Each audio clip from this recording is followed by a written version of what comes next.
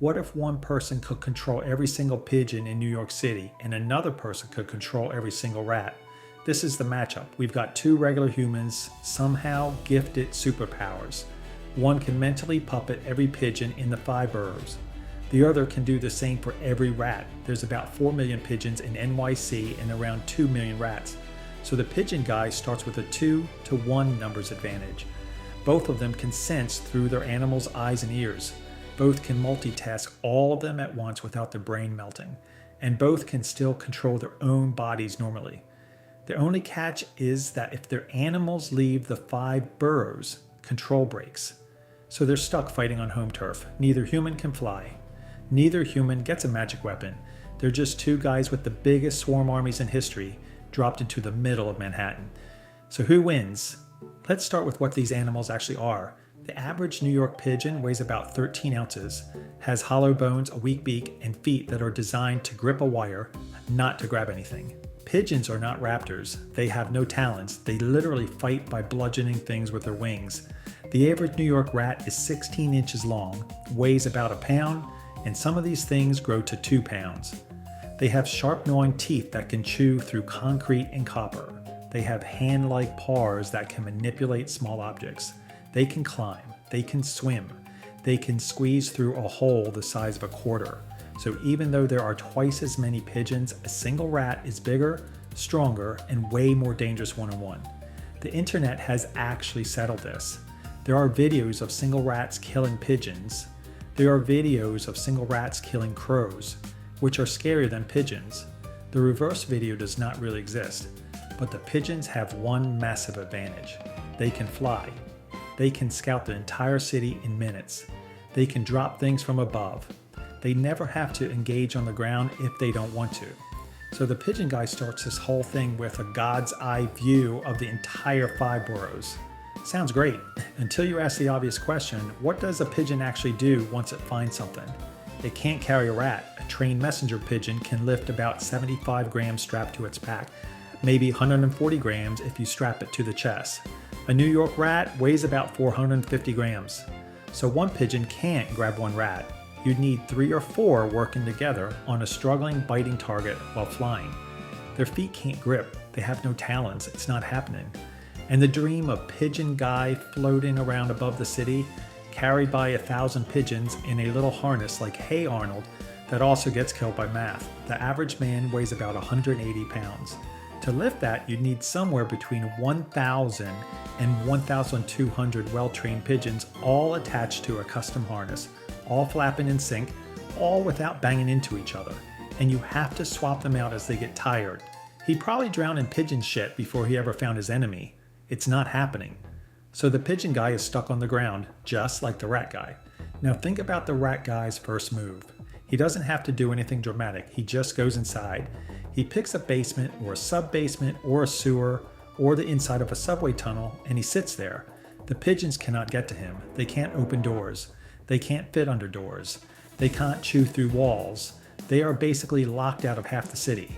And meanwhile, his 2 million rats are spreading through every wall, cavity, every drain pipe, every air vent. There is genuinely nowhere in New York that rats cannot reach. You think the top of a skyscraper is safe? You've never worked in a skyscraper. This is where the matchup tips. Because while Pigeon Guy is up on a rooftop trying to figure out where his opponent even is, Rat Guy is running the most invasive surveillance operation in human history. Every wall in every apartment building has rats inside it. Every restaurant has rats listening to other conversations. He's picking up whispered phone calls, trade secrets, gossip about who's where. Within a couple months, the Rat Guy probably has enough blackmail material to control every politician in the city. Soon enough, he knows where the Pigeon Guy lives. And then the rats just come up through the floor. Rats can chew through wood. They can chew through drywall. They can chew through brick if they want to badly enough. The Pigeon Guy is in his apartment. His pigeons are perched outside, and suddenly the bathtub starts squeaking. Game over. Now imagine the alternative. Imagine the two armies actually meet out in the open.